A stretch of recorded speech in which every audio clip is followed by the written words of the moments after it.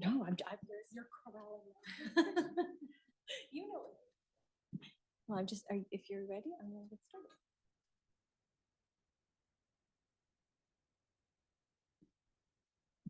Hello, everybody. Welcome. My name is Alex Elliott, and I'm the Senior Manager of Events and Engagement for the Public Programs Department of California Institute of Integral Studies, which is a nonprofit university located on the unceded ancestral homeland of the Ramaytush Ohlone people, which is now called San Francisco, California.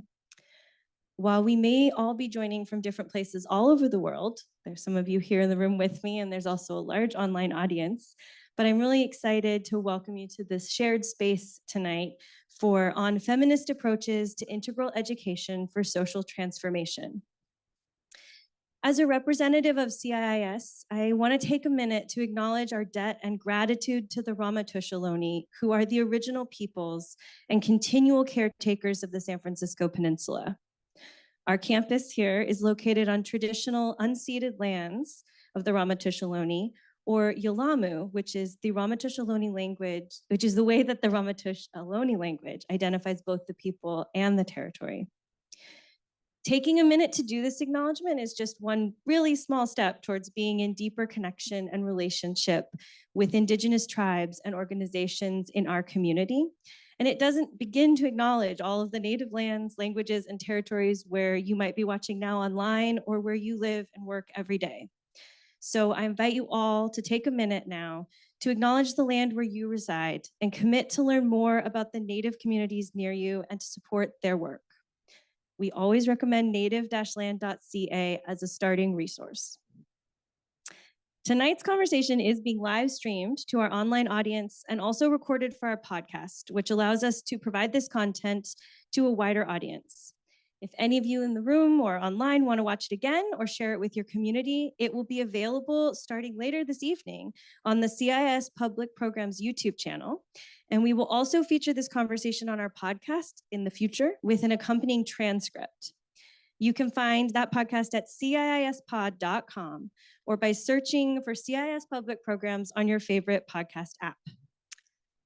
We are going to have a Q&A after the conversation tonight. If you are watching live online, there's a link just underneath this video that you can click on and submit your questions at any time.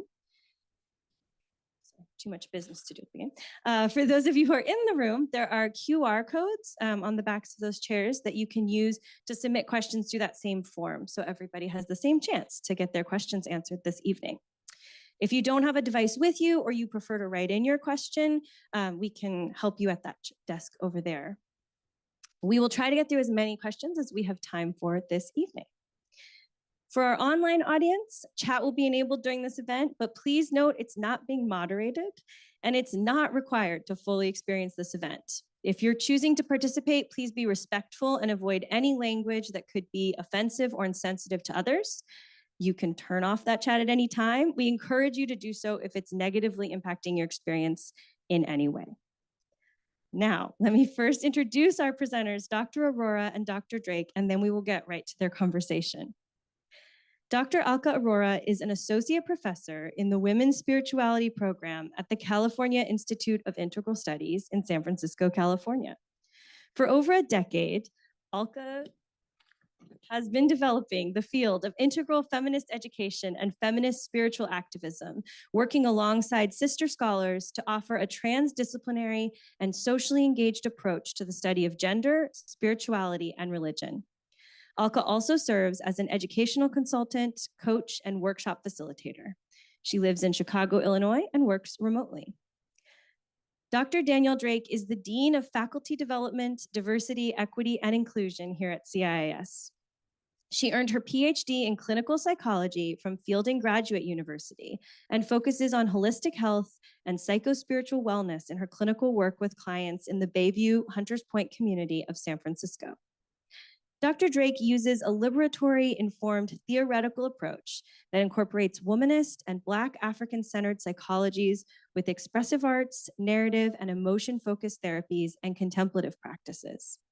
She's also a former Oakland Poetry Slam champion and author of Cast Iron Life, a collection of poems and recipes.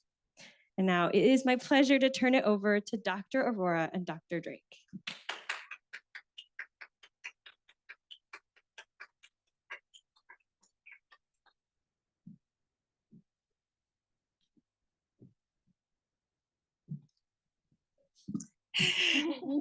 Thank you for that wonderful introduction, Alex.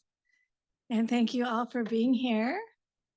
I wanted to just start, Danielle, by saying how much fun it is to be doing this with you in person, especially now that I live in Chicago. We only get to do this kind of conversation over Zoom. Yeah. And so I was, we talked about our current work quite a bit in our one-on-one conversations, but I've been really curious about, and I'm sure our audiences too, is with this like really diverse set of educational and skill sets that you have, and poet, and I know you've been in the business world and psychology and all of these different things. What was your educational trajectory like, and what brought you to CIIS? I mean, I definitely had a non-traditional path. I didn't necessarily know that I would end up at CIIS in the field of expressive arts and psychology and all of those things. Really, I just found myself in a place where after I graduated from undergrad with a degree in business, I was working in corporate HR for a number of years, and then got really fed up with it pretty quickly because I just was recognizing the way that businesses were making profits off the backs of very poor people. And it didn't sit right with me, with my personal ethics, with my soul, none of that. And so I left that field after, moving to the Bay Area. And what really sparked my the impetus to move out of that field completely was when I moved to the Bay Area. I started doing West African dance. And it just opened me up in this whole other way that I wasn't expecting. And I feel like it turned on parts of my DNA that were just, it's epigenetics. It was literally genes being expressed. And I felt that. I felt it in my body. I was changing. And then all of these like emotions and words and things started to like rumble and shake inside of me. And I just started writing and writing and writing. And when I started writing and I just, it was like a secret that I was keeping from myself. So I would write and then I would put it in a shoebox and then put that shoebox way under my bed. And it was like, okay, this is a secret from the world.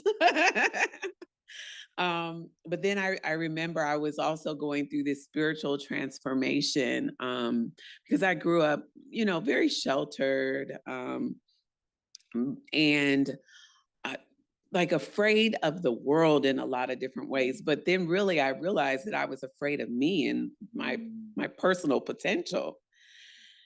And so I was on this spiritual journey, and I just I had an experience at a conference, like this spirituality conference, and I just remember like being so uplifted inside of me that it was a high that I never came down from, because it was really like an elevation of spirit, an elevation of like my mind and everything about me.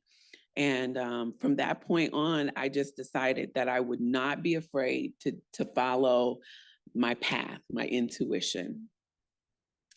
And then fast forward, I ended up in the Bay Area doing all of these things, and was like a part of the poetry slam community. I had started a community-based organization where I was providing like after school enrichment class or like workshops to girls in the Oakland community. And they started telling me their trauma narratives. And I was like, well, I am not prepared for this.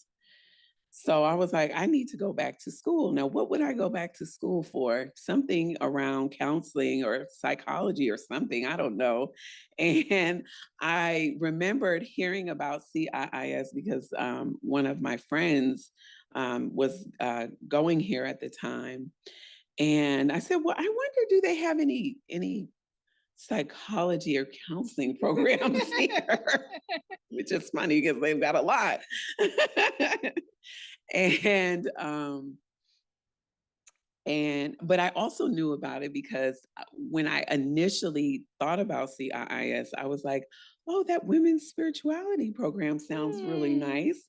I think I might want to do that. And I was really looking into it. And then for some reason it fell off my radar. And when I came back, I was like, looking into the programs, and I found expressive arts therapy, and that was it. I just felt like it was like I had found exactly what I had been sort of trained to do my entire life. My family is extremely creative. We were always like singing and dancing and cooking and gardening and making things, and just like, proliferation of creativity.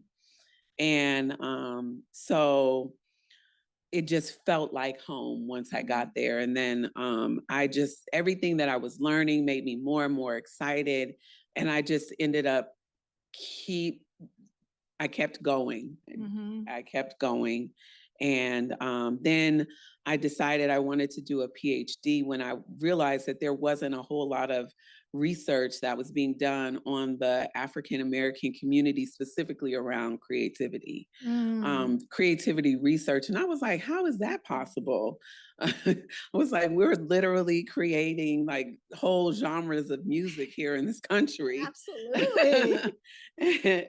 I mean, it just wasn't happening. So that's the direction that I went, really looking at the connection between creativity and spirituality. And because I feel like that is like the sweet spot, especially for folks who have the experience as descendants of enslaved Africans in the United States, like because of the ways that the enslavement experience and Jim Crow and like all of the things in between kept us from being able to speak out the ways that we needed to without, fatality, with our lives being on the line and everything, that we had to subvert our voice into another place. And so it was really that. It was the creativity, it was the music and the poetry and the dance and all of that has spoken to me and to us, And so that has been, I feel like, the crux of like what I've been doing in academia. Yeah. Wow, it's so great to hear. Like, I feel like I'm getting to know you on a whole new, like, deeper level through this conversation. Yes. And, it was interesting because you and I really started to get to know each other as academics and things like that, because you invited me to come and just co-work with you in Crockett. Remember at that little cafe, and we used to get together? Right. Yeah. And we would grade papers together and write and stuff like that. And so I love those kinds of just like casual ways of hanging out and getting stuff done. Yeah. And like, as I'm listening to your story, I'm thinking like we have such different backgrounds, and at the same time, like this common theme of having a very circuitous route and all kinds of different interests and passions. Right, that because here. I want you to tell people how you started out, which was not in women's spirituality. Not at all. I was a math major in college at the University of Southern California. And I grew up with a dad who had a really strong math aptitude. I might even say a math genius. And so I got a lot of that like interest from him. And one of the things about math that I found is when I was growing up with a lot of chaos, there's actually something soothing about a process that pulls you into your logical brain and there's a right answer, right? So I went to get a math major, and then when I was at USC, I just, as an elective, I'm like, oh, this is going to be fun. I'm going to take a class on the study of women and men in society. And I just got lit up. It was like one of those moments you were talking about of just like you feel it. And I was starting to make sense of what my experience had been like as a woman, coming from my family's, I'm first generation Indian American. My family's from India, coming from a patriarchal culture and also living in a patriarchal culture in the US. And it was helping me make sense of all of that, right? I never thought that would be my career. It was just became my personal passion to be a feminist. Then after college, I moved back home and I was like, God, what am I going to do with this math degree? And my dad wanted me to go into IT, and people used to be like, well, you could become an actuary. And I was just like, oh, that sounds so depressing. And, at that time in my life, I couldn't see a positive social outcome that I could do with math. And I want to make it very clear for those listening, I'm not saying that I don't think it's possible. I think there's a lot of really great things folks can do with the math and sciences. I just couldn't see it at that time. And I remember I was sitting at home at my parents' dining table one day, and my dad was looking at me because I was doing odd jobs. And he's like, Alka, what are you doing with your life? He's like, either get married or go to grad school. So I started looking up grad schools, and I found a program in women's studies. You can get a PhD in that. So then I ended up at the age of 23, starting a PhD program at the University of Washington, women's studies. Again, it really lit me up in some ways in terms of, developing this intersectional analysis of race and class and gender and all these issues in our world. But something was missing for me. Because as I was going through grad school, I was also starting to slowly unpack some of my childhood trauma in therapy. I was also really deeply on an existential quest.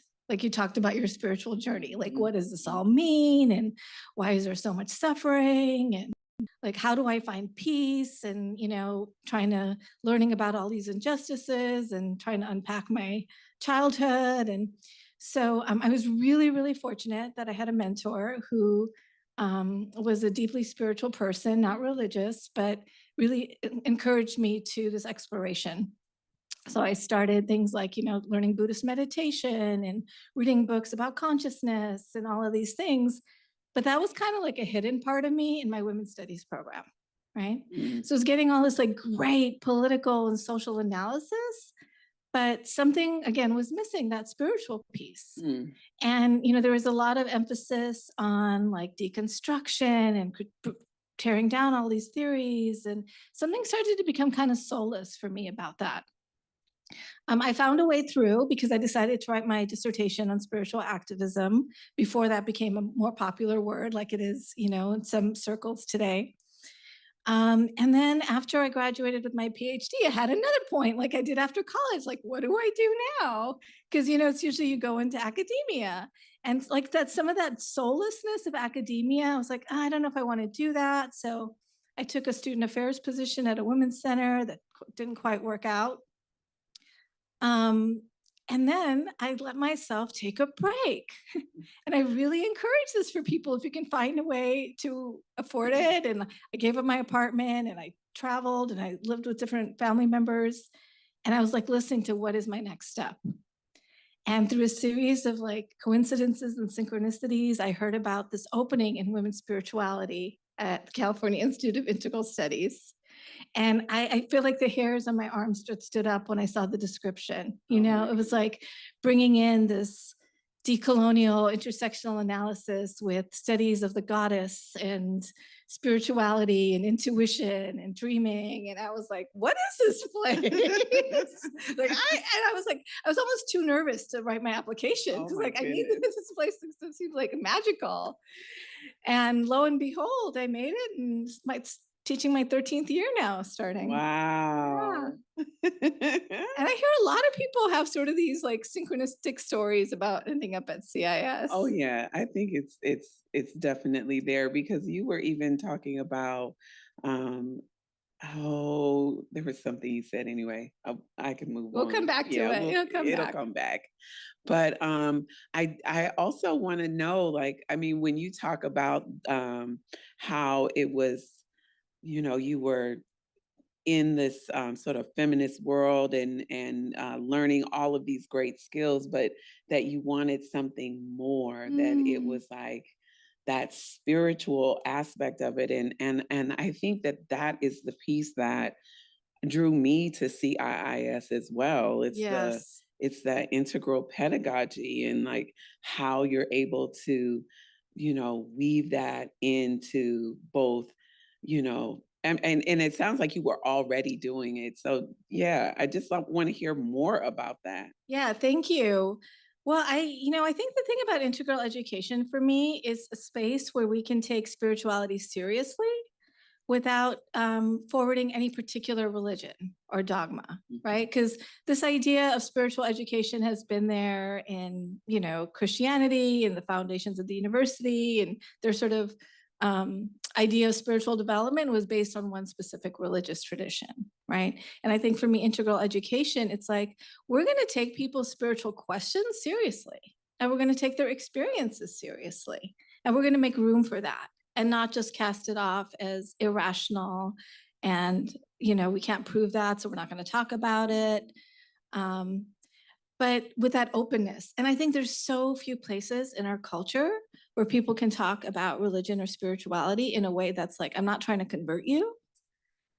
And I'm not trying to tell you that my way of belief is better than yours, but we're just going to have a dialogue about what that means to me. Yeah. Like, what does spirituality mean to me? What does it mean to you? And it's spiritual, but it's also like that psycho-spiritual piece, right? Which is let's understand how we've been shaped by these different forces, right? By whether it's institutional forces and structures, but also by our family systems, right? By living in the culture that we're in, right? And to me, integral education is also about seeing the classroom as a sacred space, whether that's a physical classroom or even an online classroom. And what I mean by a sacred space, it's clearly not a religious space, but something special and different is happening in that conversation, right? It's different than sitting around the table with friends. It's different than talking with your family or your coworkers. It's a particular type of space where if you're intentional, that there's a certain intention, right? And I think that needs to be cultivated as a sacred space, that we're going to honor each other's dignity. We're going to go deep into these mode of questioning, and we're going to learn from each other. I just need to interject. Please. Because what you described is more than a notion too. And I think that sometimes we talk about that, but I just want to acknowledge that the professors here spend a lot of time thinking about how to cultivate that in the classroom. Trial and error, all the things that you've done in your 13 years here. It's more than a notion to really to create a space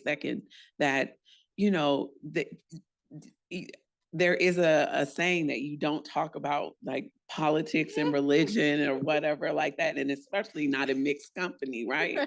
But that we try to figure out a way to do that here and make it so that everybody's experience is acknowledged and lifted up, and and it's hard. It's not easy because people are not used to doing that. Yeah, there's not, like I said, a lot of spaces for that. And you're absolutely right. We're doing exactly the taboo thing, bringing politics and religion together in very diverse groups. Right. Right. And kind of like when I think about that from a feminist and social justice perspective, bringing that into integral education, it's like, yeah, we're taking spirituality seriously and we're taking social and political liberation seriously. Right. And what does it mean to bring that all together? So part of that is seeing like, our religious traditions through which spirituality has been transmitted for generations have been deeply patriarchal. In some systems, they've also been white supremacist, right? And so they've been homophobic, they've been transphobic, they've perpetuated all of these isms, right? So we need to look critically at that. And then also in my program, Women's Spirituality, we're also reclaiming the feminine voice,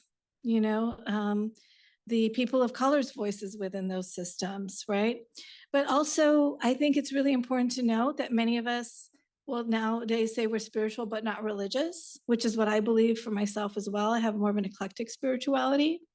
But patriarchy and white supremacy and all these other isms are also in spiritual but not religious communities, right? Yes.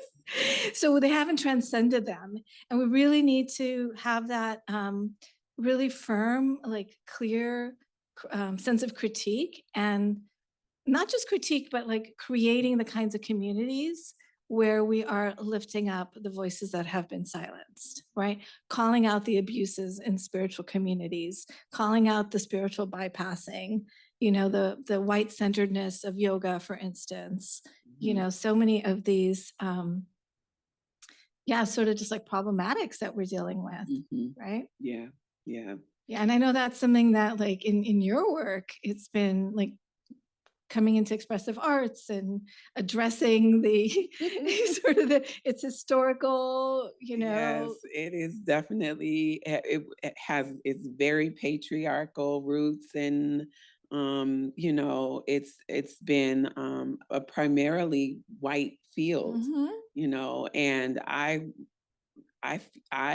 am one of the first and few Black expressive arts professors and certainly chair in the field. And it was sort of mind-blowing to me too, because I'm like, this is the language of people of the world.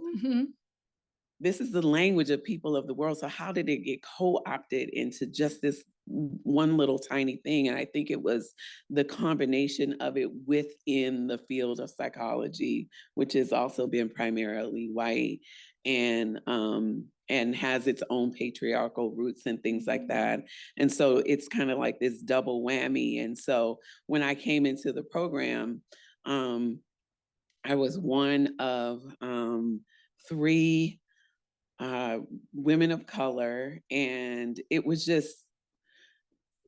almost something, it was like a taboo for us to even talk about the fact that we were the 3 women of color, because we were from different ethnic groups. There was a Chinese American woman, an Indian woman, and then me, and there was not really a place to talk about our experiences. And so that was a goal of mine, I think, in staying with the program and continuing on beyond, being a student in the program. And when I began teaching in the program, I remember having how this is going to be interesting, because I don't think I've ever had to talk about this in a coherent way, but there was this fear that I had that I was not going to be able to be myself in the classroom, that by me showing up as a Black woman in this field, and I had evidence of it, because even just talking about the program being rigorous, I had a student come and go to administration and tell me that I was scaring them from the field. And I was just like, but it is a rigorous program. It's it's intended to be that, so that people will learn, and that we're trying to build a sense of excellence. And for me, this also was important, because I was thinking about, people being trained here and then going out into the community. And what is it if we're not asking people to be rigorous in their thought about communities and this psychological work and creativity. And then you go out into the community and you're working with, communities of color, folks who have been marginalized, all of that. And so that was really my thing. I was like, if I'm going to be a person who's here to help evaluate a person's readiness to go out and be with people, I want them to be able to be with people. Because you don't want them out there like causing harm. And right? that is one of the tenets of the field, is like, do no harm. And that's exactly what had been happening for all of those years. And so I think for me, it was really, I knew that I needed to be here. I knew I needed to be teaching. I knew I needed to, I needed students to see me, because what I realized was that it was the representation. Just having me in the classroom, I would have students of color from all different backgrounds, people who had invisible, marginalized identities come to me and tell me, just me standing in front of the classroom was a healing act. I can see that. And that was important. And the more I got that message, the more it gave me the courage to come from behind the shadows and really start to be my full and true self inside the classroom. And then as I started getting more comfortable in being my full and true self in the classroom, it was an invitation for students to come and not have to check themselves at the door. Yeah. It is important for you to bring every part of your intersectional identity into the spaces if we're going to have these real dialogues, if we're going to engage in the integral pedagogy, which is about us as spiritual beings, like meeting soul to soul, mind to mind, heart to heart, and doing this work. Absolutely. And it's about saying injustice is a spiritual issue. Right. It's not distracting us from the spiritual conversation and the healing work. It is the healing conversation. Right. How can people heal when they're enmeshed in these systems if things aren't being done to shift the systems as well? Right. Yeah. Yes. And there's certain things I can share that are similar in terms of my entry into the Women's Spirituality program. Although I was very fortunate because my predecessor, who I have to give a shout out to, Arisika Razak, who's a retired professor emerita now, Black feminist, womanist, really paved the way for me to come to CIIS. And for a long time, one of the few Black faculty members here at CIIS, and did a lot of the emotional labor. Absolutely, and did a lot to shift the Women's Spirituality program from a program that was really founded by Euro-American white women about reclaiming the pre-patriarchal European goddesses.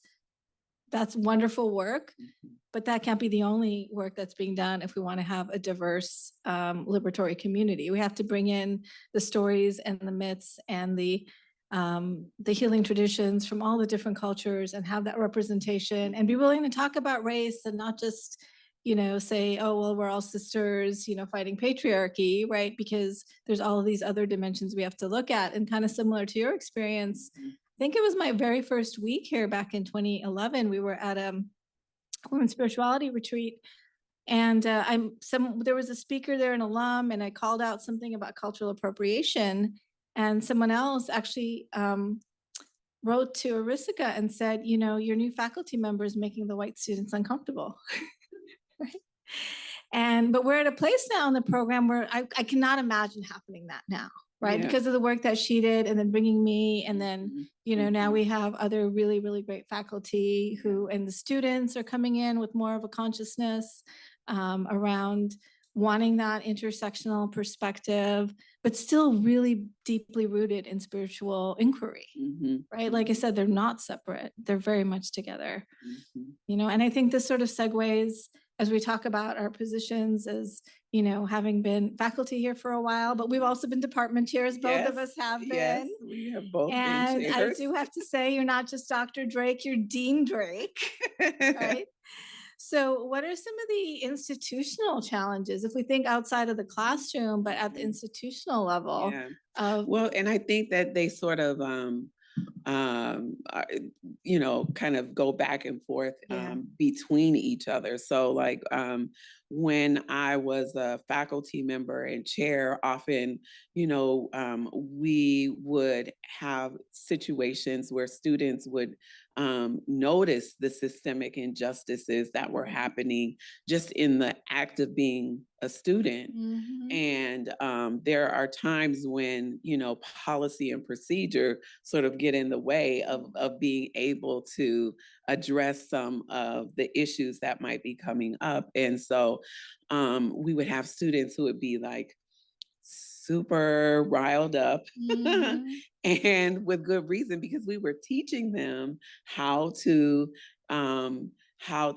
speak truth to power and to do all of these things. And at the same time, there's this way in which organizations and systems work, which is really slowly, right? mhm, And so it's that push.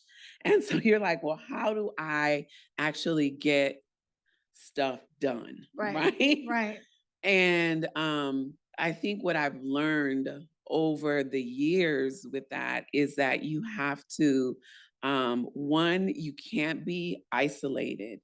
You have to find like-minded community. You've got to find your people, find your cohort of folks who also are recognizing the same injustices, things like that. You have to come together and be clear about mhm, what it is that you are hoping for. And then you have to be able to engage long term with the administration or the powers that be or whatever else like that. And you have to stick with it long enough because there were moments, and we talk about this quite a bit in faculty council, of like this period of austerity that we went through as an institution, as an organization. And I'm looking at Carolyn Cook, who's our faculty council chair, and she talks about this a lot. But it was hard for us to feel like we could have good interactions with the administration, that we were all kind of in this together. And it's only been, oh, I won't say only, but I think that it's been like people coming together and sticking with it and staying with it even when it's tough and you think, oh my goodness, it's never going to change, mhm, all of that. And then all of a sudden, one or two changes opens up a door, opens up, yes, something new.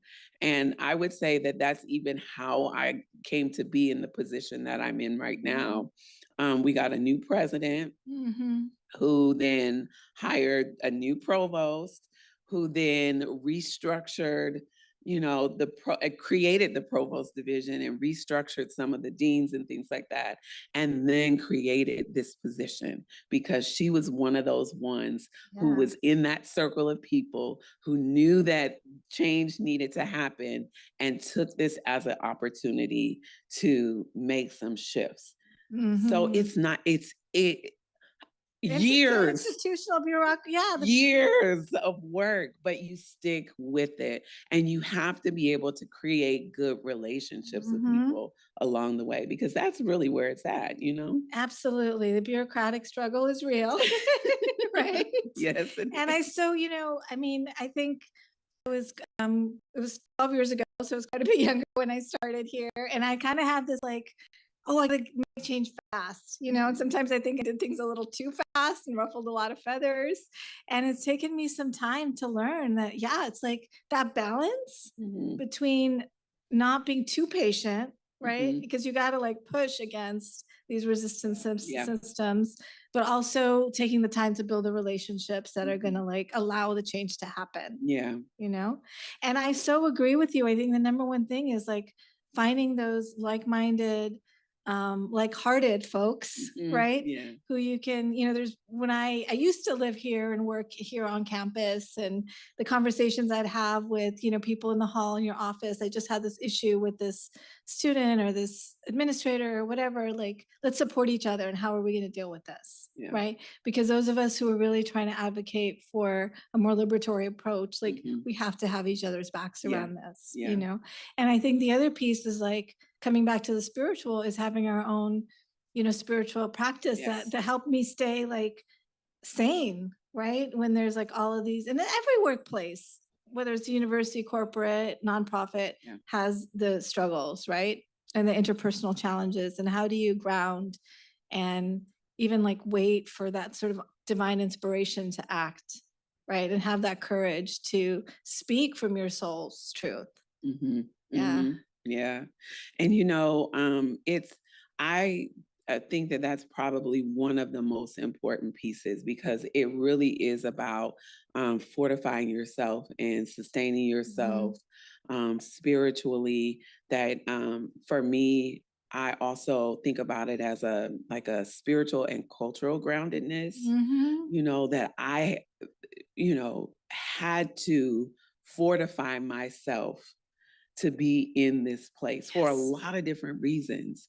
I also, and I'm just going to name that, coming into the building when I started here was actually kind of violent, because look at me, I'm tall, I'm curvy, I don't necessarily fit in those little tiny desk things. And, and no, it was a thing that no one was talking about, Visibilize. Right. Yeah. No one is talking about that. And, I'm coming in and I'm eating my carb-filled lunch, and everybody's snacking on leaves and things like that. And I'm like, I don't know how you're surviving on that. I really don't. I'm going to eat this bowl of spaghetti, though, or whatever it was, my beans and rice or whatever.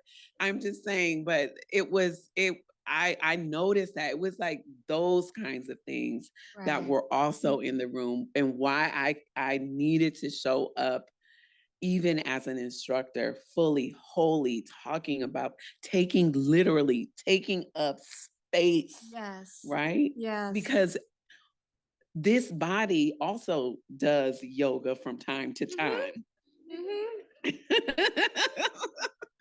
And I stretch and I move and I dance and I have, life and well-being in this body.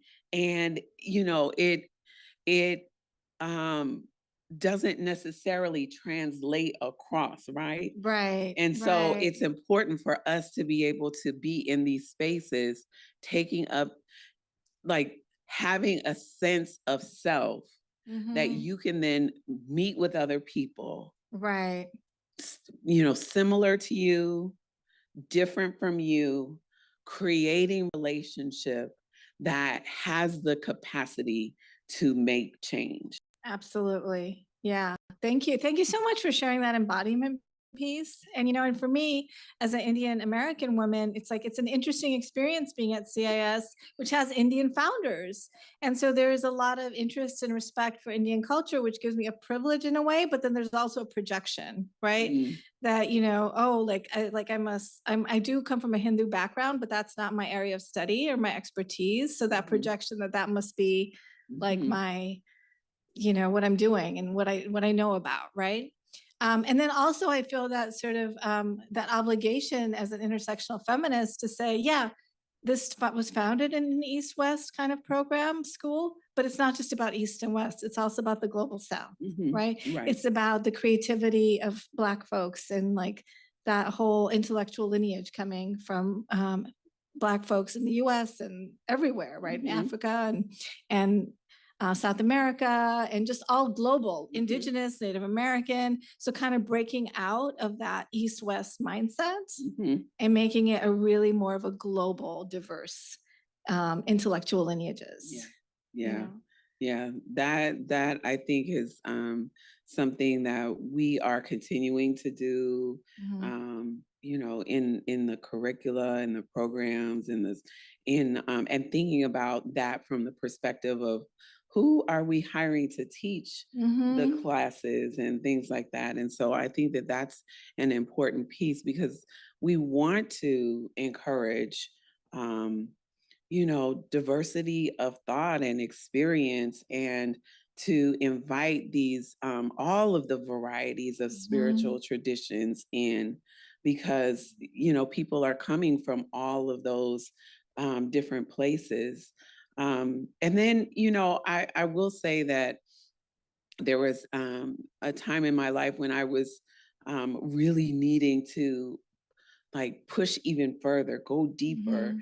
And I was in the place of reclaiming African traditional religion and like Mhm. pieces of it for myself. I'm not like, initiated Mhm. into Yoruba traditions or anything, but I needed to know what it was about, and doing Mhm. that self-study and understanding it for me, and how to bring it in a mindful and meaningful way. And that was important to me. And Yeah. it gave me even more of the cultural and personal grounding that allowed me to, you know, I feel like welcome even more, Yes. welcome the students even more. To each part of you that you develop helps you Mhm. see more Yes. about, the Yeah. world and the pieces that are not being brought in. And it's like this constant, um, idea of being able to fold into the center from the margins, fold into the center, fold into the center. So, Really well said. And I would say too that there's something, it's not just a political imperative, but to me, it makes the work so much more interesting to like learn about, oh, there is this myth in the South American culture or this other color. And I see parallels to my culture or mhm, differences. And it's not about trying to extract from those cultures, mhm. but just like learn, Yes, right? Like yes, there's so much more to learn when we brought in that scope, yes. and I mentioned earlier about this university being founded by folks from the Hindu Indian tradition, but there was also caste privilege that they had. And Mhm, I've been just like in more recent years trying to come to grips with like my own privilege as someone of a privileged caste, right? Which I grew up in the United States. I didn't My parents, we never talked about caste. I didn't even know what caste I was. And then at one point I was like, that's just like being a white person and saying, uh-huh. I don't come from a racist family. And there was never talk about it in my family, but it's like, Uh-huh, but that privilege still exists, uh-huh. you know? Yeah, And I think in the coming years, that's a conversation I hope that we have more, yeah, yeah, as more and more South Asians are coming to the United States. Um, they're bringing that, unfortunately, those hierarchies with them, with us. mm, Yeah. yeah, And then there's a lot of like, I mean, I think it's also politically really interesting to learn about like how a lot of the Dalits, the oppressed castes in India, have learned from the African American liberation yes. movements, right? I have seen that on social media, actually. And it's really, really amazing, like talking about like, especially around like skin tone, and sometimes Hmm. the hair is curly and all of that. And it is yeah, Yeah. I was actually really surprised to see how much overlap there was. Absolutely. Yeah. Yeah. And it's like these things that we think are just more recent conversations. It's actually been happening for decades and generations, Hmm. Hmm. conversations or somehow information from different oppressed groups around the globe, like learning from each other's struggles and seeing that they're different, but they're also linked and there's parallels. Yeah, yeah, Yeah. yeah. But coming back to kind of shifting gears just a little bit, because we did talk in our planning about like strategies, Strategies. right? For those who are listening, whether it's in a classroom or an institutional level, Mhm. like what do we do to bring together the taboos, right? And work to shift consciousness. Yeah. So what would you say are like Yeah. strategies that you like to use? It's an ongoing process, but I think we already touched on one of those, which is relationship building Mhm. and like creating, like if we're talking about at a classroom level, right? Like really intentionally cultivating that sacred space, Mhm. that we don't have to always like each other. We don't always have to agree with each other, but we're agreeing to be in this conversation together and to learn together and grow together and really have that strong community foundation. And I think so much of it too for instructors is being willing to model that vulnerability, right? And our own ways where we still struggle, Mhm. right? And where we haven't figured it all out, Yeah. right? And the mistakes we've made and the challenges. I think that modeling that vulnerability and that transparency is a big part. And that's actually pretty liberatory also, Mhm. because we, academia in and of itself is very expert centered. People come here because they want to be, and people, often get into the field of, academia and being a professor because they are an expert Mhm. in their fields. But in that expert centeredness can sometimes be the block. Yes. Right? It can be the block towards relationship building and things like that. So it's about also like, what I have done in that realm is say I have expertise in a particular area and that I am a co-learner in Mhm. the environment and I am teachable. Mhm. I am teachable. I have to be teachable always Yeah. because I don't know everything. Half of what I know, actually over half. Let me just be honest. I'd say I can own maybe about 25% of it. And then the rest I learn from my students. Yeah. 100%. I can totally, like, I feel that in my own experience as well. And it's like, if we're not teachable, how are we going to expect our students to be teachable? Right? And we have to model that to step out and learn from Mhm. them, so that they can know that they can learn from us and each other. Like Yes. that's also a big piece. So absolutely that vulnerability, that transparency. And also, I think that we have to be really mindful of who the most sort of vulnerable or marginalized people in the room are, Mhm. right? And so, It may not always be visible. yes, yeah, that's a really important point, right? And so we're not like allowing the space to be taken up by, folks who say things like, I don't see color, or like, if we're all one, why do we have to talk about sexism or racism? Um, and at the same time, I think a big part, I think what allows people to learn and grow is if they feel that their pain is being listened to. Mhm. And I see that sometimes in the classroom if folks will say, like, how can I start having empathy for a different group struggle when I'm still in pain? Even though I might on paper look like I have privilege, I'm in pain. Mhm. So there's like this balancing act between listening to and acknowledging that pain and suffering, and then bringing it back to we have to look at what's happening also on a systemic level, Mhm. Mhm. right? And it's the individual, but it's also the social, political, Mhm. wider construct Yeah. that we can't get sometimes out of our own pain and our own ego until we're listened to, and then we can Mhm. start to like, okay, Yeah. now I can listen to you. Yeah. And that's one of the beauty that I feel like that's the beauty of a lot of what we do at CIIS is Mhm. that we create opportunities for students to learn um, about whatever the subject matter is by creating relationships with each other, Mhm. right? That we, intentionally put, students together in dyads or small groups or whatever. And then you'll end up making a friend that you had met in a million years. You Mhm. would have never thought that this would have been your bestie.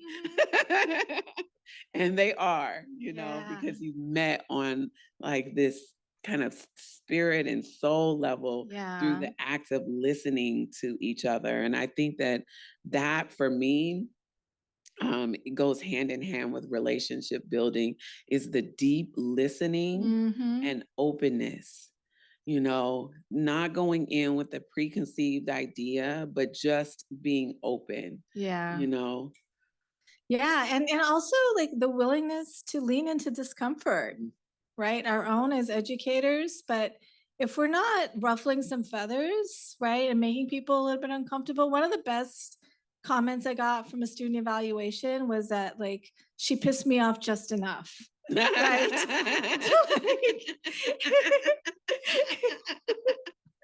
Like that the optimal level of pissed. Like, where is that? Right. So, which is kind of a little bit intentional with what I said about sort of like meeting people where they are, but at the same time, like knowing when it's time to like push, Mhm. and be like, we're not going to learn and grow if we're not at times uncomfortable. Yeah. Yeah. Right. Yeah. Which is why now a lot of times the conversation is shifting from safe spaces to brave spaces. Yes, Right. yes, absolutely. I'm gonna say something that might be a little opposite of that, but it's a phrase that and I don't know if I am the first person who's ever said this, but this is how I think about it, is that I like to engage in um honest compassion, Mm-hmm. or what's the phrase? It's called, people say like, oh, brutally honest. And I like to be compassionately honest. Yeah. I'm going to tell you the truth. You're going to hear it Yeah. 100%, but I'm going to do it in a way that holds a sense of compassion for who you are as a human being. I'm going to stick in there knowing that you've got your, intersectional identity and I have mine, but this is the truth about this particular thing and you need to know it. Right. Right. And I don't think that's an opposite. I think that's really like maybe it goes hand in hand. It's like a balance. It's like an art, right? Yeah. Because then I think even with sort of pushing people, it's the way that you do it. Do you do it with like actual deep respect for that person? Yeah. Right. Or do you do it from a place of condescension? Right. Which as people have often experienced in academia as well. And that has a completely different outcome, I would say. Yeah. I mean, because that is actually the root of like cancel culture. Mm-hmm. Yeah, the condescension and the like. And like, oh, you should know this already, and we should be at this particular level. And it's like, not everybody is. And like, have some compassion for the moment when you weren't. Right, right.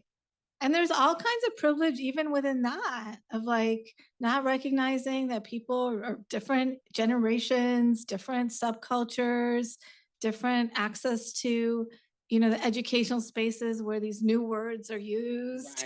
Right. Yeah. And because the language is changing all the time, every day, all day. And so, that's something that, you just have to give grace. And I like that is one of my strategies. Giving grace to myself and to others, because you have to be able to have this,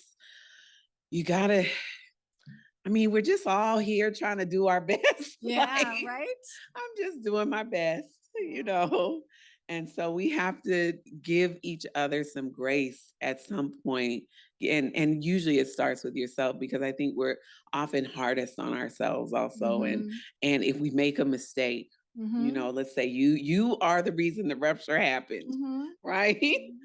How do you give yourself some grace in that moment and say, I didn't know, I would like to make this right, I might fumble it, whatever. And so one of the things that I do in terms of giving myself grace in the classroom that I think is that demonstrates to students how it can be done is I start off by saying, I'm not going to get this right. I'm going to make mistakes. I'm going to say something that is incorrect. I'm going to say something wrong. I'm going to fumble it. What I need you to do is to be in this relationship with me and tell me what I have done that was, thank you, that was incorrect or whatever. Let me learn. Help me to learn. And that's the act of being teachable, right? And when I do that, it is I'm doing it specifically so that I can cultivate a mistake-making culture. Yes. Yeah. That here is the place where we can come together and we can do our best and we can try and we can make mistakes and give each other grace. And, maybe I'm holding on to it for a little bit because that happens too.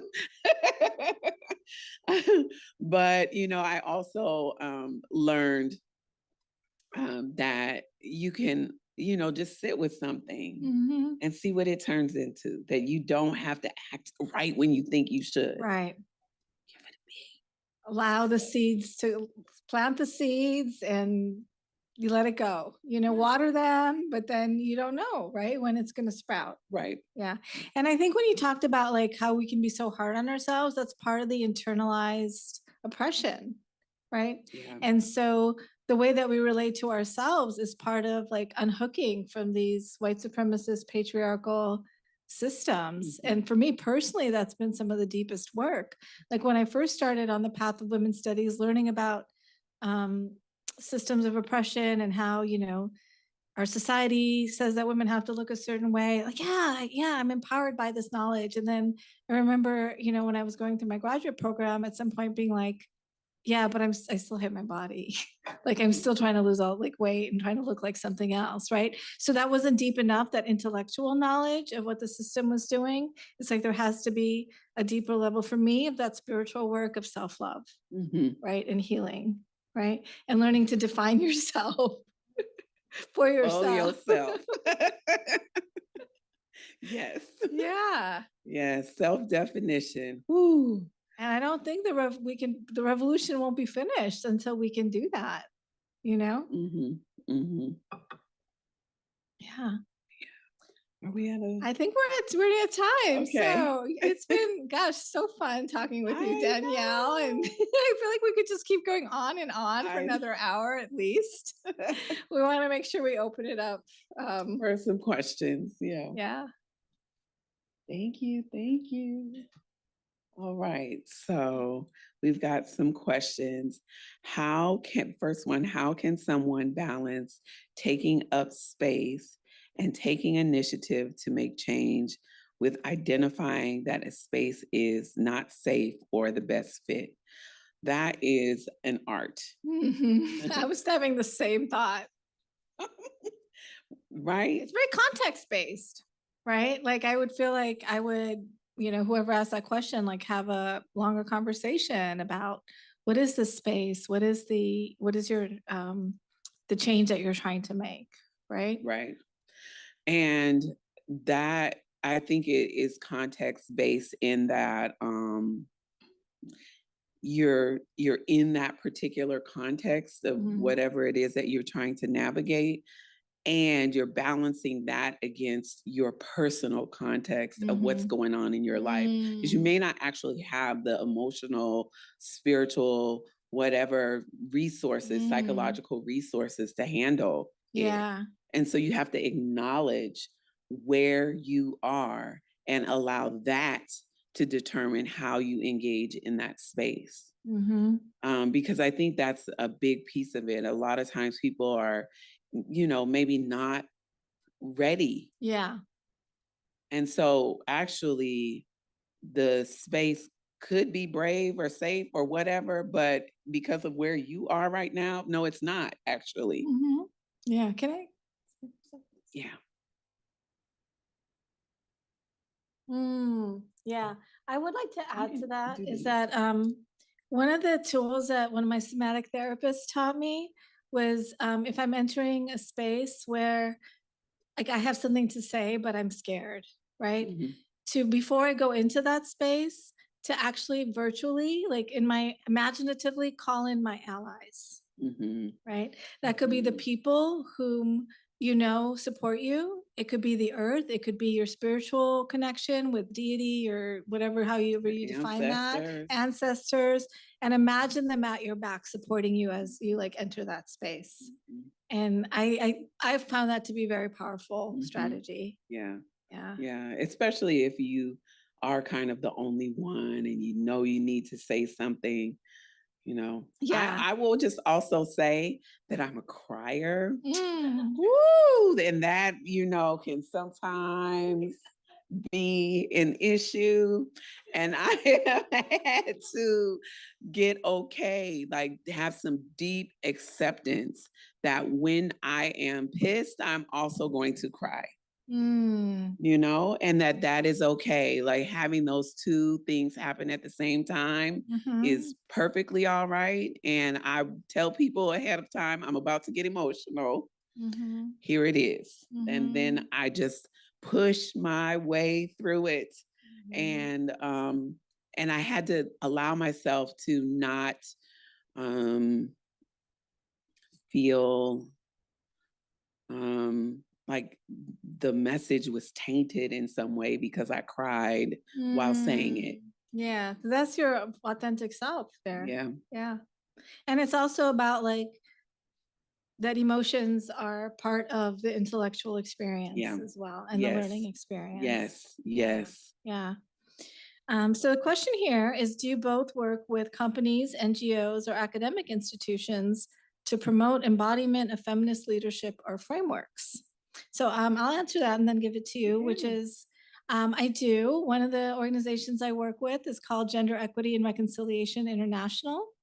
And we're an organization that brings in actually sustained dialogues. Some circles are for men and women, others are for the whole spectrum, including non-binary folks, to really go into that deep listening space of what our experiences have been under patriarchy. And I would say that no matter our level of privilege within that gendered system, we all have some kind of wounding around it, right? Because it's wounding to even cisgendered men, right? I also will do, workshops and trainings and different kinds of things for other nonprofit institutions if I'm invited. Yeah. So do you want to answer that as well? Yeah. So it feels like an interesting question to me because I don't necessarily think about it like this. For me, it just is the way that I show up. And so like, it's going to come regardless of what kind of work I'm doing. And so I teach, yes. I am a therapist, yes. I'm also a consultant, yes. And this is embedded. It is embedded in the way that I show up in every single space because I want to know, especially when I'm going into a new organization, who everyone is. I want to know who they are as an organization. I want to know who the individuals are and how they came to be and what their challenges are, what their strengths are, how do they operate together, and what can we do to make transformation, together. Being. Right. So it's community also. Yeah. I'll go to the next one. What are some examples of how folks can shift the patriarchal lens in educational settings? For example, in systems that are very ingrained with patriarchy, how do you begin to bring a shift if there is fragility? There's always fragility. Because people are trained on, oh, you have to learn this, philosopher, theorist, thoughts, like the whole thing, right? And who was the one? Who was at the start of all of this? Yeah.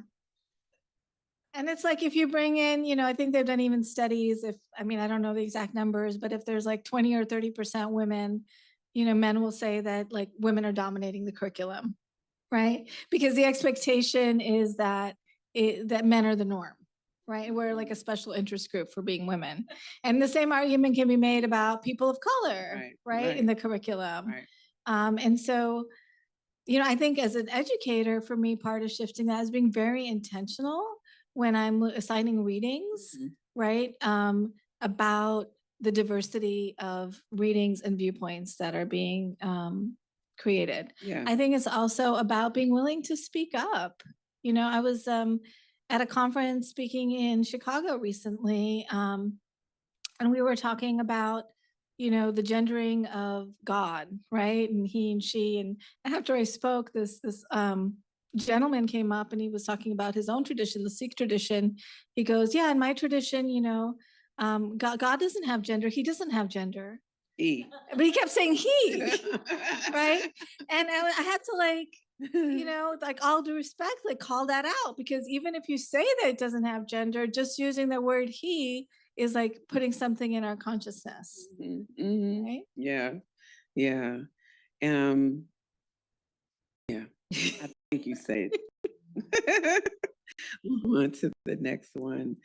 This one says, how do you both practice care for yourselves physically and mentally in spaces that are draining? Yeah. And it has to be. You can't, it's not sustainable if you don't. One of the things that I do is hopefully I can find an ally in the room. That's always helpful, but if I'm, just let's say I'm teaching or, the facilitator of something. And what I usually do is, have a lot of time to myself because I am an introvert. But then I'll say I'm an ambivert because I do like to have a lot of time to myself. Then I really like to have time with community. And actually one of my favorite community members is right here, who I like to who I like to wine with. And it's nice. It's nice when you can have those people who you can just talk to and you can like take all of the things off, right? And you can just like lay yourself bare and say it like it is and know that you are in a held space with people who love you. That's her. LaTronda Lumpkins in the house. Yeah. As I was listening to you and reflecting on this question, I was reflecting on how I used to find when I first started teaching and chairing, I loved the work, but I found it very draining. Oh, it is. And I'm not a chair anymore, so that's part of it. But I don't find my work draining in the same way that I used to. And I think a lot of that has been learning boundaries, right? Like even saying, in a syllabus, like it may give me 2 to 3 days to respond to your email, not putting myself that sense of urgency, right? Setting up my office hours in a way that works so I can do my writing or creative work in the mornings, right. Like really setting up my life in a way. And I think there's actually incredibly privileged as a faculty member to be able to like set up my schedule, right? And decide when my office hours are going to be. But other things are, physically, like, yes, exercise. For me, it's time in nature and yoga and meditation and all of sort of the common things of self-care. But I think what's also really important, what I like to tell students is that sometimes we don't have time for self-care, right? For things like you're juggling so much, but you always have time for self-compassion, right? For being like, oh, I see you. I can say to myself, right? That this is hard. This is a hard moment. Right. Yeah. And self-care, I always say, looks very common and people sometimes forget that. It's like hydrating, making a homemade meal that feels nourishing and has lots of like leafy green vegetables in it. Those kinds of things can also really, really support your body and your mind and your spirit. Just taking really good care of yourself, sleeping. Yes, so important. Some rest. Like you don't have to try and figure it all out, and giving yourself permission to set it aside so that you can rest, because the mind is incredible. And you can have lucid dreams where you come up with the answer as you're sleeping. It's like, that's my number one go-to strategy as a student. I would be like, I don't know what else to write. Let me just go to sleep. And inevitably in the morning, it would be like, oh, yes, it's right here. Lucid dreaming. I gotta learn more about that from you. I'm just saying. It's great. But I think a lot of times we get drained. I mean, there's like our culture's in a very fast-paced Yeah. mode right now, but our expectations of ourselves can also drain us, right? Yes. And That's usually the so, number one drain. yeah, and learning to bring some compassion to that and balance. Okay, this is for you specifically. Can you explain what you meant by injustice is a spiritual issue? Absolutely, You can, yeah. like, go off. Well, No? well, I mean, we all have our own different sort of spiritual worldviews, but I think for many of us, it's this idea that, we're all interconnected, and the divine is in every being, in everyone. That's what I believe, right? So if the divine is in every being and one person is benefiting materially, not spiritually, at the expense of another, how Mhm. can that not be a spiritual issue? Mm. Right? I mean, if I see my spirituality also as about like, cultivating compassion, right? That means I want to alleviate the suffering of those who are experiencing injustice, right? If I want to think about it in terms of karma, right? For me, is something I believe in, then we have to recognize that injustice have a karmic effect. But I think the key of that is recognizing the sort of the sacred dignity and essence of all beings, not just human beings, right? So I think even the injustices that we do to animals and the natural world is a spiritual issue. And it's not about just like trying to transcend and escape the problems of the world, right? But about really bringing that spiritual, compassionate consciousness into the real, very real entrenched problems of the world. Mhm. So the next one is for me. It says, how can the academy support students unlearning, if that's even a thing in educational environments, of internalized oppression and internalized privilege? I think it is a really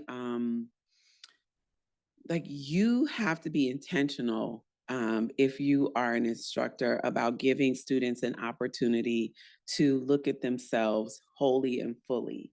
Um, that we have opportunities in the classroom to understand each other better by understanding um, uh, where our privileges lie, where our points of marginalization are, and then and inside of those points of marginalization, understanding how we have been shaped by, sort of the larger dominant conversations that are happening in the world. And that can be a really um, it can be heartbreaking when you see that inside yourself. You're like, I really was trying to fight against this thing that I'm realizing is actually embedded in me, you know? And so then and then that's the process of like unraveling it. I'm just going to make a plug. I think that if you are in a program where you are exploring these kinds of issues, that you should also be in therapy or have some sort of deep spiritual practice that you are a part of. And you need to have some cultural grounding, because it's those three things that are going to help you right yourself in those moments when you feel like you are like sinking or whatever else like that. Having some support, essentially, and good solid support who's going to be there for you and then also hold you accountable when you need to be held accountable. I couldn't agree more. Yeah. Our next question is, I'd love to hear if either of you have any creative arts or visual arts practices that you weave into your integral pedagogy, and how, like, I know you have a lot. I'm an expressive arts therapist. Did I tell you that? No. It's interesting because when I first came to CIIS, I identified as a poet and a dancer and a culinary artist. And I will now gladly add to that a visual artist. I started painting when I was as just like through the act of being here in at CIIS, and specifically the expressive arts therapy program, and learning how to not allow my childhood art wounds to childhood art wounds, because those are a thing, and I had it actually, and I had to let it go and recognize that I was a creative being, period. And it's just about, engaging with curiosity. And so anything, and I mean, I have a playlist practice if anybody ever wants to share that. I have a playlist for every mood, every mood. I have lots of different things, and those are the things that I will use as activities, interventions, things like that inside the classroom. So writing poetry, thinking about, the cultural self, and people say, oh, I don't have culture or whatever. It's like, even if you were in the Midwest and eating tater tot casserole, that is culture. Okay, listen, I'm here for the tater tot casserole too.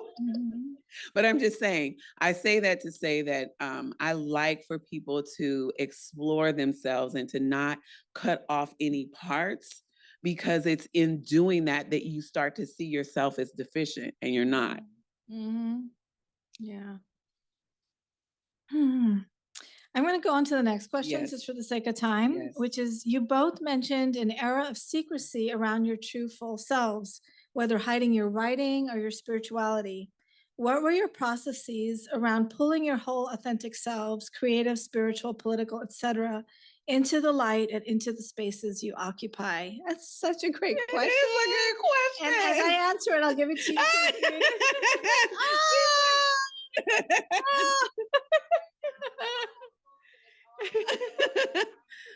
Okay.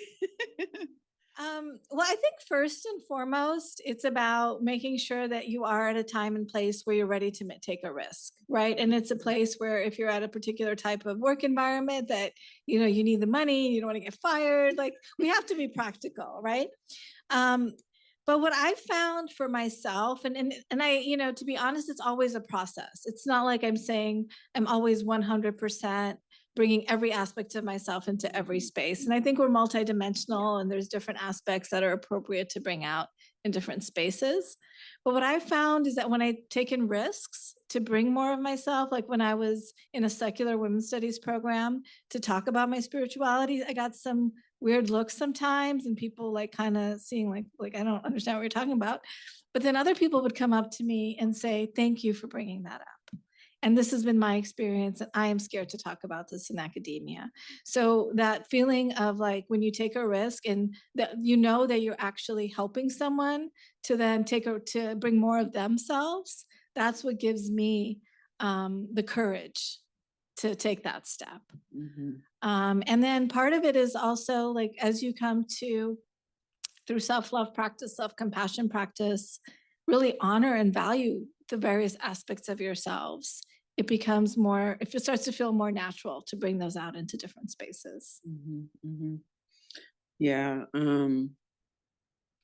I remember the exact moment that I felt like I needed to bring something out of the shadows and into the light. It was that I was in this deep spiritual process along with the creative process. And I remember writing a poem, and I was like, oh my gosh, like, I have to say this one aloud. It was like an intuitive hit that just came, and I could, it was undeniable. And I was terrified. I was like, why would I ever think that thought? And I remember going to a open mic, and I was determined to do this. And that page shook so much that I could barely read the lines on it. But and I was like, I remember feeling embarrassed and like, oh, I didn't do it the way I wanted to do it or whatever. But that wasn't the point. The point was that I had written something that I felt like needed to be shared with others. And that I did that. And it led me to want to share more of what I thought, might be interesting or helpful to others. And then as I started to, perform and do slam and things like that, I remember one of the things that helped me not be nervous when I was performing was I would say, this is like my little mental like practice that I would do before I would get on the mic. I would say, if I only help one person, and even if that one person is just me, it's okay. Oh, I love that. Yeah. Okay, the last question. What is one piece of advice both of you would give to anyone newly starting out in this field? In like academia or just like, Yeah, who asked that question? or maybe it's someone online. Okay, you don't have to say. I kind of interpret it as an educator. Okay. Yeah. Yeah. Let's do that. So I'll go with that one, which is, one of the challenges for when you're new to teaching is the fear that you don't know enough, right? I had that. I mean, sometimes I still do if I'm teaching a new class. And there is a book that or a text that I use in my course that I teach about teaching. And it was something called like teaching what you don't know, right? And it's actually that there can be something really special that you bring into a place where you're not a content expert in something, because it's the care that you bring to the work is going to show. You do your homework, you recognize you're not a content expert, but you've diligently done the readings and understood it, and you care about the learning environment. That's going to show. Like, you don't have to be, have written 10 books about the subject. But I'm actually going to give 2 pieces of advice. The second one is to be willing to play, right? And what I mean by that is try out new strategies in the classroom, right? Maybe there's something that you've seen another teacher do that you want to try. And maybe you realize, what, that's more their style. That's not my style, right? So to play like a piece of experimentation, I think is really fun and can be helpful. Yeah. I would say it is the process of bringing your whole self into the classroom. I guess I was saying earlier, that's probably the biggest lesson that I learned being a new professor, is that people wanted to hear from like me. And I was censoring myself because I was like, if I show up and I say what I really mean to say in here, I'm probably gonna get fired. And then I just realized that there's a way for me to tell the truth and to be transparent and to be respectful if I just engage a storytelling style. So I tell a lot of stories when I teach, and it's because it helps people understand context, right? The context from which I'm speaking. Telling stories helps people understand sort of the not just what I'm teaching, but something about how I got there. And the other piece is that I want students to tell their stories too, because I think that that's how we actually learn as a people. Like we learn from each other's stories. And so the more that I can get you to tell your story and me to share my story, and then you share your stories with your peers and all of that, getting people to tell stories in the classroom, I think, is a good way to learn to teach. Excellent point. Yeah. Well, thank you all so much for being here. It's been a pleasure. And thank you to the public program staff for putting this together. And if anyone is interested in some of my articles that I've written about integral feminist pedagogy or getting on my mailing list, feel free to chat afterwards. Yes, and you can email me also if there's anything that I've written that is interesting. I just had a book chapter come out around um, Black heterosexual couples' intimacy and creativity. Ooh, So, I want to read that. Yeah. Yeah. Well, thank you all so much. thank you. Yeah.